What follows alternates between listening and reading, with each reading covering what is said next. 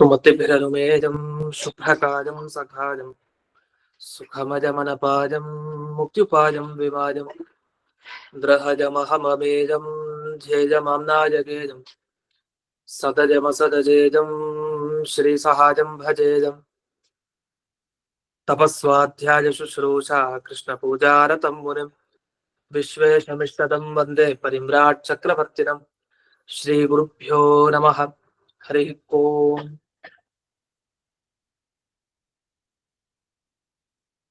श्रियः पत्ये गणितगुणमाणिक्यविशदप्रभाजालोल्लासोपहत सकलावर्जितमसे जगज्जन्मस्थेमप्रलयरचनाशीलवपुषे नमो शेषाम्नाय स्मृतिहृदयदीप्ताय हरये येन प्रादुरभाविभूमिमलये विस्तारिगो सन्ततिः प्राबोधिश्रुतिपङ्कजं करुणया प्रकाशितत्वं परं ध्वान्तं ध्वं समलाजिसाधुनिकरश्चाकारि सन्मार्गगः तेन व्यासदिवाकरेण सततं मात्याजि मे वारसम् व्याप्तिर्यस्य निजे निजे नमः सा पक्षे सपक्षे स्थितिः व्यावृत्तिश्च विपक्षतोऽथ विषजे सक्तिर्न वैबाधिते नैवास्ति प्रतिपक्षयुक्तिरतुलं शुद्धं प्रमाणं समे भूयात्तत्त्वविनिर्णयाय भगवान् आनन्दतीर्थो मुनिः भवति यदनुभावात्येडमूकोऽपि वाग्मी जडमतिरपि जन्तुर्जायते प्राज्ञमौलिः सकलवचनचेतो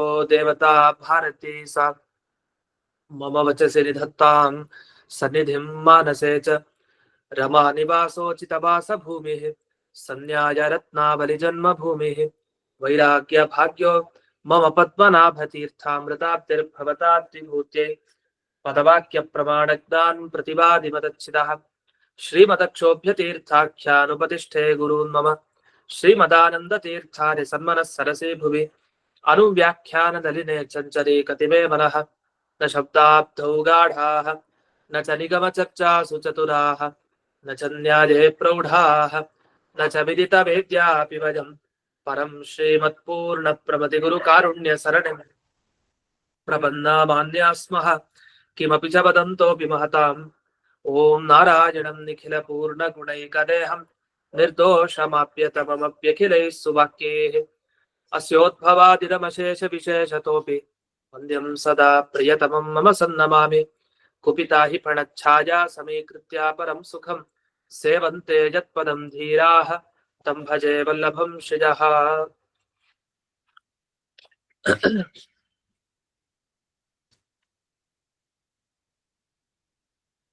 ಈಗ 96ನೇ ಸುಧಾಮೂಲ. ಇದರಲ್ಲಿ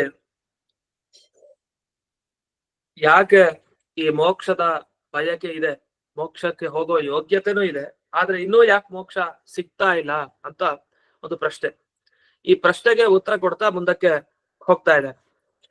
ಮೊದಲನೇದು, ಯಾಕೆ ಇದುವರೆಗೂ ಮೋಕ್ಷ ಯೋಗ್ಯತೆ ಇದ್ರೂ ಯಾಕೆ ಇನ್ನು ಮೋಕ್ಷಕ್ಕೆ ಹೋಗ್ಲಿಕ್ಕೆ ಆಗ್ತಾ ಇಲ್ಲ ಅನ್ನೋ ಪ್ರಶ್ನೆಗೆ ಮೊದಲೊಂದು ಉತ್ತರ ಹೇಳಿದ್ರು, ಭಗವಂತನ ಪ್ರಸಾದ ಇಲ್ಲ ಅಂತ ಉತ್ತರ ಹೇಳಿದ್ರು. ಅದು ಯಾಕಿಲ್ಲ ಅಂದ್ರೆ ಭಗವಂತನ ಅಪರೋಕ್ಷ ಜ್ಞಾನ ಆಗ್ಲಿಲ್ಲ, ಅದಕ್ಕಾಗ್ಲಿಲ್ಲ. ಸರ್ ಅದು ಯಾಕೆ ಆಗ್ಲಿಲ್ಲ ಅಂತ ಕೇಳಿದ್ದಕ್ಕೆ ಧ್ಯಾನ ಅಭ್ಯಾಸ ಅಸತ್ವ ಅಂತ, ಅದೇ ಧ್ಯಾನಾಭ್ಯಾಸ ಹೊರಟೋಗಿದೆ. ಧ್ಯಾನ ಮಾಡೋದು ಹೇಗೆ ಅಂತಾನೆ ಹೊರಟೋಗಿರೋದ್ರಿಂದ ಭಗವಂತನ ಅಪರೋಕ್ಷ ಜ್ಞಾನ ಆಗ್ತಾ ಇಲ್ಲ, ದೇವರ ಅನುಗ್ರಹ ಆಗ್ತಾ ಇಲ್ಲ. ಇನ್ನು ಅಲ್ಲ, ಧ್ಯಾನಾಭ್ಯಾಸ ದ್ವೇಷ ಮಾಡೋರ್ಗೆ ಇದೆಯಲ್ವಾ ಅಂದ್ರೆ, ಅದು ದ್ವೇಷ ಮಾಡೋರು ದೇವರ ಧ್ಯಾನ ಮಾಡಿದ್ರೆ ಅದನ್ನ ಧ್ಯಾನ ಅಂತ ಯಾರು ಕರೆಯಲ್ಲ ಅಂತ ಹೇಳಿ ಅದನ್ನ ಮುಂದೆ ಖಂಡನೆ ಮಾಡ್ತೀವಿ. ಈಗಿಲ್ಲ, ಮುಂದಕ್ಕೆ ಅದನ್ನ ಖಂಡನೆ ಮಾಡ್ತಾರೆ. ಹಾಗಾದ್ರೆ ದ್ವೇಷಿಗಳು ಧ್ಯಾನ ಮಾಡ್ಬೋದು ದೇವರ ಧ್ಯಾನವನ್ನ, ಆದ್ರೆ ಅದನ್ನ ಧ್ಯಾನ ಅಂತ ಕರೆಯಲ್ಲ. ಅಂತ ಧ್ಯಾನಾಭ್ಯಾಸದಿಂದ ದೇವರ ಅಪರೋಕ್ಷ ಜ್ಞಾನ ಆಗಲ್ಲ. ಸರಿ, ಧ್ಯಾನಾಭ್ಯಾಸ ಯಾಕಾಗಿಲ್ಲ? ಧ್ಯಾನಾಭ್ಯಾಸವನ್ನಾದ್ರೂ ಮಾಡ್ಬೇಕಾಗಿತ್ತಲ್ಲ. ಅಭ್ಯಾಸ ಅಂದ್ರೆ ಮತ್ತೆ ಮತ್ತೆ ಅಂದ್ರೆ ನಿರಂತರವಾಗಿ ಧ್ಯಾನ ಮಾಡೋದು. ಇದು ಯಾಕೆ ಆಗ್ತಾ ಇಲ್ಲ ಅಂದ್ರೆ ಶ್ರವಣ ಮನನ ಎಲ್ಲ ಇಲ್ಲ. ಶ್ರವಣ ಮನನ ಹೊರಟೋಗಿರೋದ್ರಿಂದ ಕೇಳೋದಿಲ್ಲ, ಮನನ ಮಾಡಲ್ಲ. ಇನ್ಮೇಲೆ ಧ್ಯಾನ ಹೋಯ್ತು. ಧ್ಯಾನ ಇಲ್ಲದೆ ದೇವರ ಅಪರೋಕ್ಷ ಜ್ಞಾನ ಆಗ್ಲಿಲ್ಲ. ಅದಾಗ್ಲಿಲ್ಲ ಅಂದ್ರೆ ದೇವರ ಅನುಗ್ರಹ ಆಗ್ಲಿಲ್ಲ. ಅದಾಗ್ಲಿಲ್ಲ ಅಂದ್ರೆ ಇವ್ರು ಮೋಕ್ಷ ಯೋಗ್ಯ ಜೀವಿ ಆಗಿದ್ರು, ಮೋಕ್ಷ ಬೇಕು ಅಂತ ಬಯಸ್ತಾ ಇದ್ರು, ಸಿಗಲ್ಲ ಅಂತ ಇಷ್ಟು ಉತ್ತರ ಬಂತು. ಅಲ್ಲ, ಶ್ರವಣ ಮನನ ಆದ್ರೂ ಯಾಕೆ ಮಾಡಲ್ಲ ಜೀವ? ಮಾಡ್ಬೋದಲ್ಲ. ಕೇಳ್ಬೇಕು ಅಂತ ಶಾಸ್ತ್ರ ಪಾಠ, ಶಾಸ್ತ್ರ ಪ್ರವಚನ ಇತ್ಯಾದಿ ಕೇಳ್ಬೋದಲ್ಲ, ಮನನ ಮಾಡ್ಬೋದಲ್ಲ. ಅಂದ್ರೆ ಅದನ್ನು ಮಾಡಲ್ಲ. ಕೆಲವ್ರಿಗೆ ಅದು ಸಾಧ್ಯ ಆಗಲ್ಲ. ಯಾಕಾಗಲ್ಲ ಅಂದ್ರೆ ದೋಷಾಹ ಏವ ತತ್ತದುತ್ಪತ್ತಿಂ ಪ್ರತಿಪತ್ನಂತಹ ಮೋಕ್ಷ ಪರಿಪಂಥಿನಃ ಇತಿ ಜ್ಞಾಯತೆ ಅಂತ ಹೇಳ್ತಾರೆ ಜಯತೀರ್ಥರು. ಅದೇನಂದ್ರೆ ಶ್ರವಣ ಮನನ ಮಾಡ್ಲಿಕ್ಕೂ ಆಗ್ತಾ ಇಲ್ಲ ಅಂದ್ರೆ ಇನ್ನೇನ್ ಅರ್ಥ? ಅಂಥವ್ರಿಗೆ ಅನಾದಿ ಕಾಲದಿಂದ ಆ ದೋಷ ಅಂಟ್ಕೊಂಡಿದೆ ಅಂತ ಅರ್ಥ. ಆ ವಿಷಯ ಸಂಪರ್ಕ ಅಷ್ಟಿದೆ. ಆ ದೋಷ ಹೋಗೋವರೆಗೂ ಕೂಡ ಅದು ಅವ್ರಿಗೆ ಮೋಕ್ಷ ಸಿಗಲ್ಲ. ದೋಷ ಹಾಗಾದ್ರೆ ಏನ್ ಮಾಡೋದು? ಆ ದೋಷ ಹೋಗ್ಲಿಕ್ಕೆ ಏನೊಂದು ಉಪಾಯ ಬೇಕಲ್ಲ, ಅದರ ಮುಂದೆ ವಿವರಿಸ್ತಾ ಹೋಗ್ತಾರೆ. ಅಂತೂ ದೋಷಾಹ ಏವ, ಆ ದೋಷಗಳೇನೇನಿದೆ ಆಯಾಯ ವ್ಯಕ್ತಿಗಳಲ್ಲಿ, ಆ ದೋಷಗಳೇ ಅವರನ್ನ ಶ್ರವಣ ಮನನ ಮಾಡ್ಲಿಕ್ಕೆ ಬಿಡ್ತಾ ಇಲ್ಲ, ತಡಿತಾ ಇದೆ. ಹಾಗಾಗಿ ಮೋಕ್ಷಕ್ಕೆ ಹೋಗ್ಲಿಕ್ಕೆ ಆಗ್ತಾ ಇಲ್ಲ ಅವರಿಗೆ. ದೋಷಗಳೇ ಅವರಿಗೆ ಮೋಕ್ಷದ ಶತ್ರುಗಳಾಗಿವೆ. ನಚ ದೋಷಾಣಂ ಆಗಂತುಕಾನಾಂ ಅನಾದಿ ಮೋಕ್ಷಾಭಾವ ಹೇತುತ್ವಂ ನ ಸಂಭವತಿ ಇತಿ ಸಾಂಪ್ರತಂ. ಅಲ್ಲ, ಈಗ ಮೋಕ್ಷ ಇಲ್ಲ ಅಂದ್ರೆ ಇವತ್ತಿನ ದಿವಸ ಮೋಕ್ಷ ಇಲ್ವಪ್ಪ ಜೀವಿಗೆ? ಯಾವ್ದೋ ಜನ್ಮಾಂತರದಿಂದಲೂ ಇನ್ನೂ ಮೋಕ್ಷ ಸಿಗ್ತಾ ಇಲ್ಲ ಇವನಿಗೆ. ಆದ್ರಿಂದಲೇ ಈಗಲೂ ಸಂಸಾರದಲ್ಲಿ ಇದ್ದಾನೆ ಜೀವ. ಈಗೇನೇನ್ ಸಂಸಾರದಲ್ಲಿ ಕಾಣ್ತಾ ಇದೀವಿ, ಪ್ರತಿಯೊಬ್ಬ ಮನುಷ್ಯನೂ ಕೂಡ ಅವ್ನಿಗಿನ್ನೂ ಮೋಕ್ಷ ಸಿಕ್ಕಿಲ್ಲ. ಯೋಗ್ಯತೆ ಇರಬಹುದು, ಸಿಕ್ತಲ್ಲ. ಯಾಕೆ? ಅನಾದಿ ಜನ್ಮದಿಂದ ಅನಾದಿ ಕಾಲದಿಂದ ದೋಷ ಹಾಗೇ ಇದೆ ಅಂತ. ಆದ್ರೆ ಅದನ್ನ ಒಪ್ಕೊಳ್ಳಲ್ಲ. ಯಾಕೆ ಅಂದ್ರೆ ಈಗ ಮೋಕ್ಷ ಸಿಗದೆ ಇರೋದು ಅನಾದಿ ಕಾಲದಿಂದ, ಇವತ್ತಂತಲ್ಲ, ಯಾವ್ದೋ ಜನ್ಮದಿಂದ ಇನ್ನೂ ಮೋಕ್ಷ ಆಗ್ತಾ ಇಲ್ಲ. ಯಾಕಂದ್ರೆ ಇನ್ನೂ ಬರ್ತಾ ಇದೀವಿ ಅದರಿಂದ ಸಂಸಾರದಲ್ಲಿ. ಆದ್ರೆ ದೋಷ ಇದೆಯಲ್ಲ, ಈ ದೋಷ ಇವತ್ತು ತಾನೇ ಹುಟ್ಕೊಳ್ಳೋದು. ಆಯಾಯ ಜನ್ಮ ಬಂದಾಗ ಅವನು ಉದಾಸೀನ ಮಾಡ್ತಾನೆ, ಶಾಸ್ತ್ರ ಪಾಠ ಓದಲ್ಲ, ಶಾಸ್ತ್ರ ಶ್ರವಣ ಮಾಡಲ್ಲ, ಆತ ಬುದ್ಧಿನೇ ಬರಲ್ಲ, ನಾಸ್ತಿಕ ಜೀವನವನ್ನು ಸಾಗಿಸ್ತಾನೆ. ಈ ತರ ಎಲ್ಲ ದೋಷಗಳು ಆಯಾಯ ಜನ್ಮಕ್ಕೆ ಸಂಬಂಧಪಟ್ಟಿದ್ದು. ಆಗಾಗ ಹುಟ್ಟೋದು ದೋಷ. ಅದು ಏನ್ ಅನಾದಿ ಕಾಲದ ದೋಷ ಇದೆ ಅಂತ ಹೇಳಿದ್ರೆ ತಪ್ಪಲ್ವಾ? ಅಂದ್ರೆ ಅದು ಪ್ರವಾಹತೋ ಅನಾದಿ ಅಂತ ನಮ್ಮ ಶಾಸ್ತ್ರದಲ್ಲಿ ತುಂಬಾ ಗಂಭೀರವಾದ ಶಬ್ದ. ಈ ಎರಡು ಶಬ್ದ, ಸ್ವರೂಪತೋ ಅನಾದಿ, ಪ್ರವಾಹತೋ ಅನಾದಿ ಅಂತ ಎರಡು ಶಬ್ದ. ಇದನ್ನ ಈ ಪ್ರವಾಹತೋ ಅನಾದಿತ್ವ ಪರಿಷ್ಕಾರ ಅಂತ ಒಂದು ಪರಿಷ್ಕಾರ ಇದೆ. ಅಂದ್ರೆ ನ್ಯಾಯಶಾಸ್ತ್ರದ ಪ್ರಕಾರ ಆ ಶೈಲಿಯನ್ನು ಇಟ್ಕೊಂಡು ಒಳ್ಳೆ ರೀತಿಯ ಪ್ರವಾಹತೋ ಅನಾದಿತ್ವ ಪರಿಷ್ಕಾರ ಅಂತ ತುಂಬಾ ಚೆನ್ನಾಗಿ ಬಿಡಿಸಿ ತುಂಬಾ ಕಷ್ಟಕರವಾಗಿ ಅನ್ಸುತ್ತೆ. ಆದ್ರೆ ಅದು ನ್ಯಾಯಶಾಸ್ತ್ರದ ಶಬ್ದಗಳಷ್ಟೇ, ಬಹಳ ಸೊಗಸಾಗಿ ಬರ್ದಿದ್ದಾರೆ. ಯಾರು ಬರ್ದಿದ್ದಾರೆ? ವ್ಯಾಸರಾಜರು ಬರ್ದಿದ್ದಾರೆ. ಪ್ರವಾಹತೋ ಅನಾದಿತ್ವ ಪರಿಷ್ಕಾರ ಅಂತ ಹೇಳಿ ಈ ಮಂದಾರ ಮಂಜರಿ ಅಂತ ಅವರ ಗ್ರಂಥ. ಆ ಮಂದಾರ ಮಂಜರಿ ಗ್ರಂಥದಲ್ಲಿ ಅವರು ಪ್ರವಾಹತೋ ಅನಾದಿತ್ವ ಪರಿಷ್ಕಾರ ಅಂತ ಒಂದು ಪರಿಷ್ಕಾರ ಮಾಡಿದ್ದಾರೆ. ಒಂದು ವಿಷಯ ತಗೊಂಡು ಚರ್ಚೆ ಮಾಡಿದ್ದಾರೆ. ಆ ಪ್ರವಾಹತೋ ಅನಾದಿತ್ವ ಪರಿಷ್ಕಾರವನ್ನು ಓದ್ಲೇಬೇಕು ಒಬ್ಬ ಮಾಧ್ವನಾಗಿ ಅಂತ ವ್ಯಾಸರಾಜರು ಮಂದಾರ ಮಂಜರಿ ಗ್ರಂಥದಲ್ಲಿ ಅವರು ಉಲ್ಲೇಖ ಮಾಡಿದ್ದಾರೆ. ಅದನ್ನೆಲ್ಲ ಬಿಡಿಸಿ ಹೋಗಿದ್ದಾರೆ. ಅದನ್ನೆಲ್ಲ ಓದಿದ್ರೆ ದೊಡ್ಡ ವಿಷಯ. ಅದನ್ನ ಅರ್ಥ ಮಾಡ್ಕೊಳ್ಳೋದೇ ಬಹಳ ಕಷ್ಟ. ಅಂತ ಪ್ರವಾಹತೋ ಅನಾದಿತ್ವ ಪರಿಷ್ಕಾರ ಇದು ಶಾಸ್ತ್ರದಲ್ಲಿ ಮತ್ಮತ್ ಈ ಶಬ್ದಗಳು ಬರ್ತಾನೆ ಇರುತ್ತೆ. ಪ್ರವಾಹತೋ ಅನಾದಿತ್ವಂ, ಸ್ವರೂಪತೋ ಅನಾದಿತ್ವಂ ಅಂತ. ಅಂದ್ರೆ ನಮ್ಗೆ ಏನ್ ಗೊತ್ತು? ಅನಾದಿ ವಸ್ತುಗಳ ಪರಿಚಯ ಇದೆ, ಚಿಕ್ಕದಾಗಿ ಅದ್ರ ಬಗ್ಗೆ ಹೇಳ್ತೀನಿ, ಅದ್ರ ಪರಿಷ್ಕಾರಕ್ಕೆ ಹೋಗಲ್ಲ. ಅನಾದಿತ್ವ ಅನ್ನೋದಕ್ಕೆ ಏನರ್ಥ? ಯಾವ ವಸ್ತುವಿಗೆ ಹುಟ್ಟಿಲ್ಲ ಅದನ್ನ ಅನಾದಿ ಅಂತ ಕರಿತೀವಿ. ಯಾವ್ದಕ್ ಹುಟ್ಟಿಲ್ವೋ ಅದಕ್ಕೆ ನಾಶನೂ ಇಲ್ಲ. ಉದಾಹರಣೆಗೆ ನಾವೇ ಜೀವರು ಹುಟ್ಟಿದಾರ? ಇಲ್ಲ, ಇದಾರಷ್ಟೇ. ಅವತ್ತಿಂದ ಇದಾರೆ, ಇರ್ತಾರೆ ಮುಂದೆನೂ ಕೂಡ. ನಾಶ ಇಲ್ಲ. ಇದ್ರೆ ಅದು ದೇಹಕ್ಕೆ ಮಾತ್ರ, ಜೀವನಿಗೆ ಮಾತ್ರ ನಾಶ ಎಂದಿಗೂ ಇಲ್ಲ. ಅವನು ಅವತ್ತಿನಿಂದಲೂ ಇದ್ದಾನೆ, ಅನಾದಿ ಕಾಲದಿಂದ ಇದ್ದಾನೆ. ಸರಿ, ಇವಾಗ ಪರಮಾತ್ಮ ಯಾವತ್ತಿಂದಿದ್ದಾನೆ? ಅವನು ಅನಾದಿ ಕಾಲದಿಂದ ಇದ್ದಾನೆ. ಇದನ್ನ ಸ್ವರೂಪತೋ ಅನಾದಿ ಅಂತ ಕರೀತಾರೆ. ಅಂದ್ರೆ ಜೀವ ಸ್ವರೂಪ ಆಗ್ಲಿ, ದೇವರ ಸ್ವರೂಪ ಆಗ್ಲಿ ಅವತ್ತಿನಿಂದಲೂ ಇದೆ. ಅದು ಒಂದ್ ದಿವ್ಸ ಇರ್ಲಿಲ್ಲ ಅಂತಿಲ್ಲ, ಇದೆ ಅಷ್ಟೇ. ಅದು ಅನಾದಿ ಅಂತ ಅನಿಸ್ಕೊಡುತ್ತೆ. ಇದು ಅನಾದಿ ಜೀವ, ಅನಾದಿ ಪರಮಾತ್ಮ. ಆದ್ರೆ ಈ ಪ್ರವಾಹತೋ ಅನಾದಿ ಅಂತ ಹೇಳ್ತಾರೆ. ಇದು ಹೇಗೆ ಅಂದ್ರೆ, ಪ್ರವಾಹತೋ ಅನಾದಿ ಅಂದ್ರೆ ಹುಟ್ಟಿಲ್ಲ ಅಂತ ಹೇಳಲ್ಲ, ಹುಟ್ಟಿರತ್ತೆ, ಅದೇ ನಿರಂತರವಾಗಿರುತ್ತೆ. ಆದ್ರಿಂದ ಅದು ಅನಾದಿ ಅಂತ ಅನಿಸ್ಕೊಳುತ್ತೆ. ಅದು ಅದರ ಮೊದಲು ಕಂಡು ಹಿಡಿಯೋದ್ ಕಷ್ಟ, ಯಾಕಂದ್ರೆ ನಿರಂತರವಾಗಿ ಹೋಗ್ತಾನೆ. ಈಗ ಉದಾಹರಣೆಗೆ ನಮ್ಮ ದೇಹ ನಮಗೆ ಪ್ರವಾಹತೋ ಅನಾದಿ ಅಂತ ಅನಿಸ್ಕೊಡುತ್ತೆ. ಜೀವ ಸ್ವರೂಪತೋ ಅನಾದಿ. ಅವ್ನ ಸ್ವರೂಪ ಯಾವಾಗಲೂ ಇರುತ್ತೆ. ಅದು ಯಾವುದೇ ದೇಹ ಬರ್ಲಿ ಅವನಿಗೆ ಆ ಜೀವ ಇದ್ದೇ ಇರ್ತಾನೆ ಆ ದೇಹದಲ್ಲಿ. ಅವನು ಪ್ರಾಣಿ ಆಗ್ಲಿ, ಇದು ಜೀವ ಆ ದೇಹದಲ್ಲಿ ಇರುತ್ತೆ. ಅವನ್ ಮನುಷ್ಯನಾಗ್ಲಿ, ಆ ಜೀವ ಆ ದೇಹದಲ್ಲಿ ಇರುತ್ತೆ. ಹೀಗೆ ಜೀವ ಆ ಸ್ವರೂಪ ಯಾವಾಗ್ಲೂ ಇರುತ್ತೆ, ಅನೇಕ ಜನ್ಮಗಳಲ್ಲಿ ಇದ್ದೇ ಇರುತ್ತೆ. ಆದ್ರೆ ದೇಹ ಹಾಗಲ್ಲ. ದೇಹ ಈ ಜನ್ಮದಲ್ಲಿ ಒಂದು ದೇಹ ಬಂದ್ರೆ ಇನ್ನೊಂದ್ ಜನ್ಮದಲ್ಲಿ ಇನ್ನೊಂದ್ ದೇಹ ಬರುತ್ತೆ. ಆದ್ರೆ ಆ ದೇಹ ಹುಟ್ಟು ಸಾವುಗಳನ್ನು ಪಡೆಯತ್ ನಿಜ, ಆದ್ರೆ ದೇಹವನ್ನ ಪ್ರವಾಹತೋ ಅನಾದಿ ಅಂತ ಕರೀತಾರೆ. ಯಾವತ್ತಿನಿಂದ ಇವನಿಗೆ ದೇಹ ಬಂತು ಅದ್ ಗೊತ್ತಾಗಲ್ಲ, ಅನಾದಿ. ಅದಕ್ಕೆ ಆದಿಯನ್ನ ಕಂಡುಹಿಡಿಯೋದು ಕಷ್ಟ. ಆದ್ರೆ ನಿರಂತರವಾಗಿ ಹರಿತಾ ಇದೆ. ಹೇಗೆ ಜೀವ ಯಾವತ್ತಿನಿಂದ ಇದಾನೋ ಅವನ ಜೊತೆಗೆ ಒಂದು ದೇಹ ಯಾವುದೋ ಒಂದು ಇದ್ದೇ ಇದೆ. ಆದ್ರಿಂದ ದೇಹವನ್ನ ಪ್ರವಾಹತೋ ಅನಾದಿ ಅಂತ ಕರೀತಾರೆ. ಅಂದ್ರೆ ಹುಟ್ಟಿರತ್ತೆ, ನಾಶನೂ ಇರತ್ತೆ, ಆದ್ರೆ ಅದು ಲಿಂಕ್ ತಪ್ಪೋಗಲ್ಲ, ನಿರಂತರವಾಗಿ ತಿರುಗ್ತಾ ಇರುತ್ತೆ. ಅದನ್ನ ಪ್ರವಾಹತೋ ಅನಾದಿ ಅಂತ ಕರೀತಾರೆ. ಸ್ವರೂಪತೋ ಅನಾದಿ ಅಂತ ಯಾವ್ದನ್ನ ಕರೀತಾರೆ ಅಂದ್ರೆ ಯಾವುದರ ಸ್ವರೂಪ ಹಾಗೇ ಇರುತ್ತೆ, ಬದಲಾಗಲ್ಲ, ಅದು ಹುಟ್ಟು ಸಾವು ಇಲ್ವೇ ಇಲ್ಲ. ಆ ಜೀವ, ಪರಮಾತ್ಮ, ವೇದರಾಶಿಗಳು ಎಲ್ಲನೂ ಕೂಡ ಸ್ವರೂಪತೋ ಅನಾದಿ ಅಂತ. ಈ ರೀತಿ ಪ್ರವಾಹತೋ ಅನಾದಿ, ಸ್ವರೂಪತೋ ಅನಾದಿ ಅಂತ ಎರಡು ಶಬ್ದ. ಅಲ್ಲಿ ಗಂಗಾ ಪ್ರವಾಹ ತಗೊಳ್ಬೋದು. ಈ ಗಂಗೆ ಹರಿತಾಳೆ, ಅವಳ ಪ್ರವಾಹ ಹರಿಬೇಕಾದ್ರೆ ಈ ಹಿಂದಿನ ನೀರು ಮುಂದಿನ ನೀರು ಬೇರೆನಾ ಒಂದೇನಾ? ವಸ್ತುತಃ ಬೇರೆ. ಅದು ಜೋರಾಗಿ ಹರಿತಾ ಇರತ್ತಲ್ಲ, ಅಲಕನಂದೆ ಹರಿತಾ ಇದ್ದಾಳೆ. ಹರಿತಾ ಇರ್ಬೇಕಾದ್ರೆ ಆ ಪ್ರವಾಹ ಯಾವಾಗ್ಲೂ ಇರುತ್ತೆ ಅನ್ಕೊಳ್ಳಿ. ಪ್ರವಾಹ ಯಾವಾಗ ಇರುತ್ತೆ ಅಂದ್ರೆ ಕೆಲವು ಸಲ ಪ್ರವಾಹನೇ ಇಲ್ಲ ಅಂತ ಹಂಗ್ ಪ್ರಶ್ನೆ ಅಲ್ಲ. ಯಾವಾಗ ಒಂದ್ ನದಿ ಪ್ರವಾಹ ಇರತ್ತೋ ಯಾವಾಗ್ಲೂ ಆ ಪ್ರವಾಹದಲ್ಲಿ ಏನಾಗುತ್ತೆ, ಹಿಂದಿನ ಹನಿಗಳೇ ಬೇರೆ, ಮುಂದಿನ ಬಿಂದು ಹನಿಗಳೇ ಬೇರೆ. ಆದ್ರೆ ಯಾವಾಗ್ಲೂ ಹನಿ ಬರ್ತಾ ಇರುತ್ತೆ.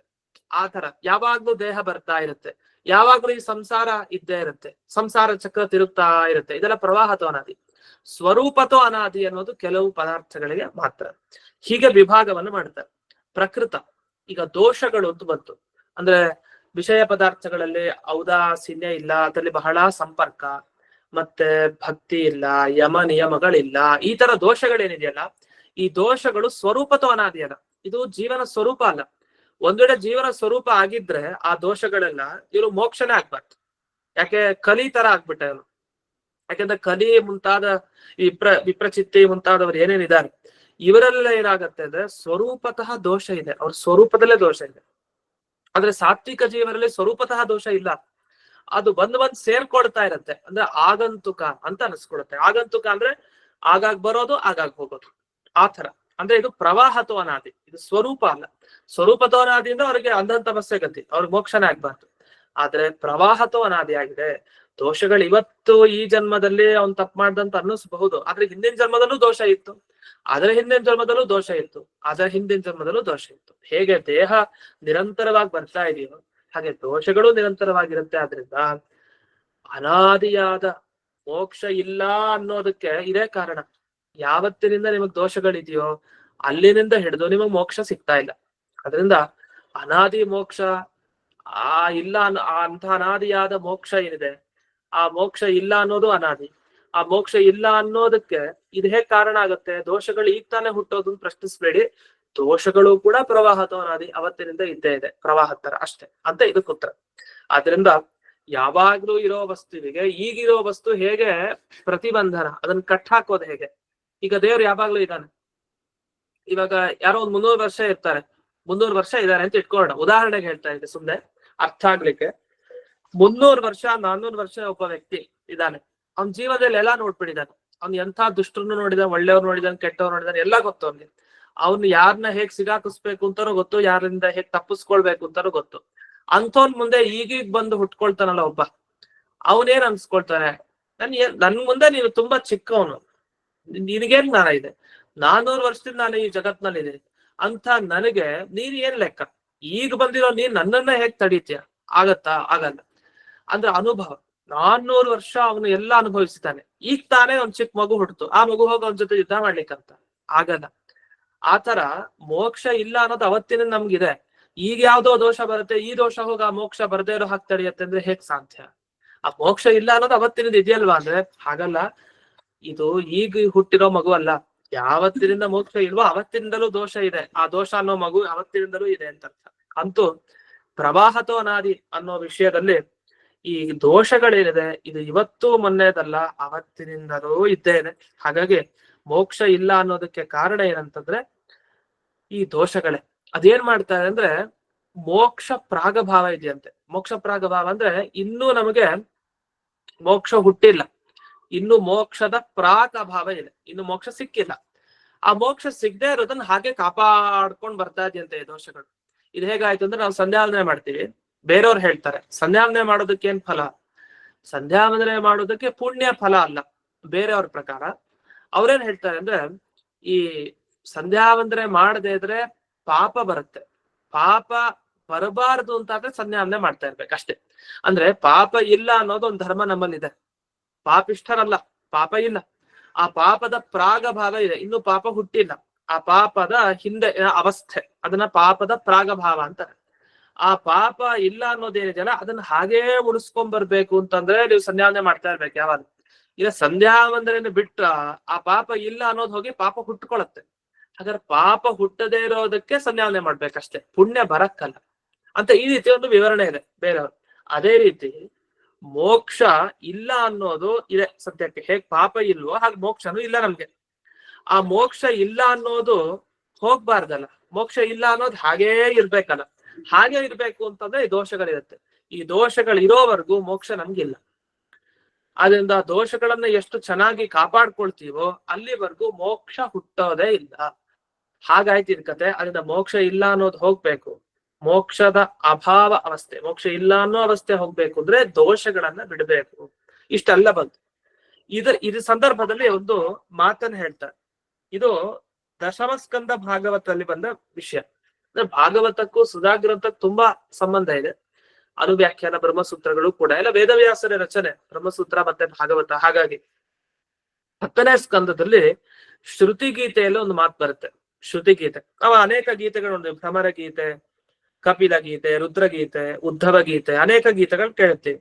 ಹಾಗಾಗಿ ಶ್ರುತಿ ಗೀತೆ ಏನಿದೆ, ಶ್ರುತಿ ಗೀತೆಯಲ್ಲಿ ಒಂದು ಮಾತು ಬರುತ್ತೆ.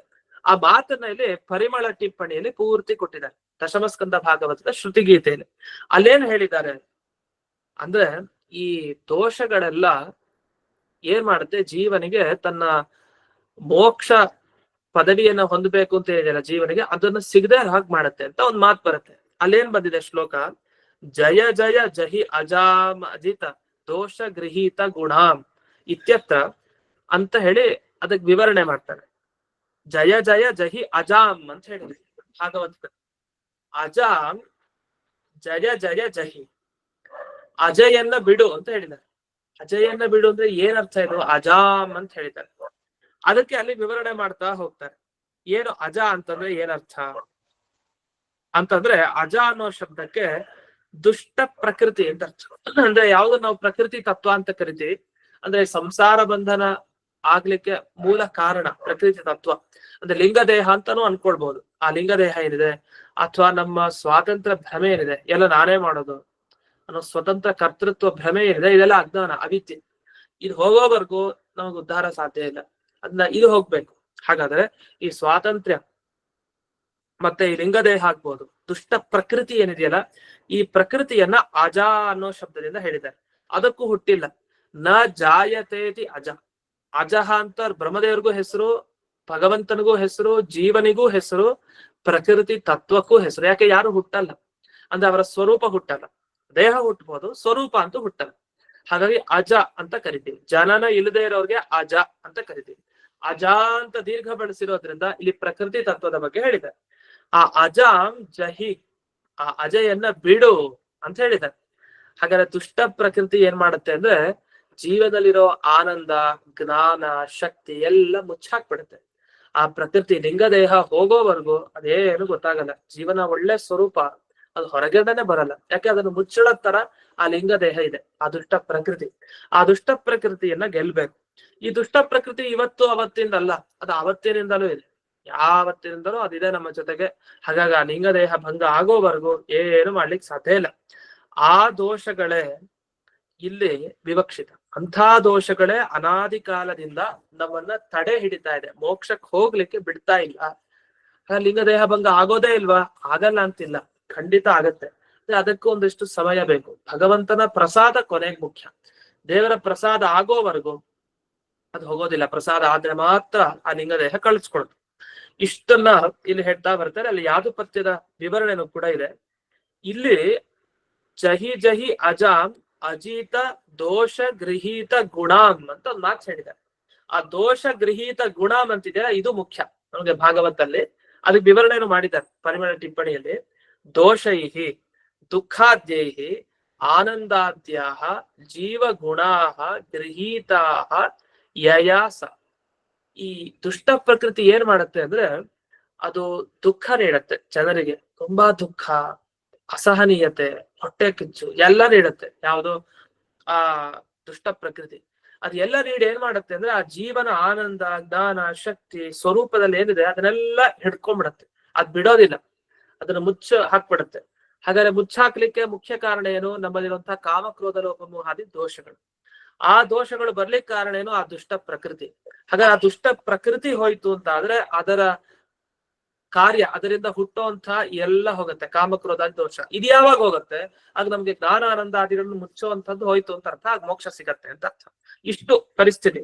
ಅದಕ್ಕೋಸ್ಕರನೇ ಅಜಿತಾಂ ದೋಷಗೃಹೀತ ಗುಣಾಂ ಅಜಾಂ ಜಹಿ, ಅದನ್ನ ಗೆಲ್ಬೇಕು, ಅದನ್ನ ಬಿಡ್ಬೇಕು ಅಂತ ಹೀಗೆ ಜಯ ಜಯ ಅಂತ ಹೇಳಿ ಅಲ್ಲಿ ಪ್ರಾರ್ಥನೆಯನ್ನ ಮಾಡಿದ್ದಾರೆ.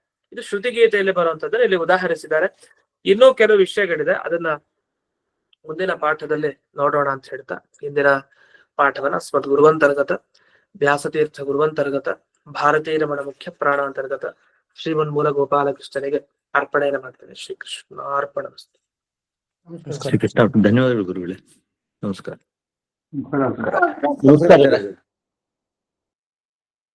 ನಮಸ್ಕಾರ ಆಚಾರ್ಯ.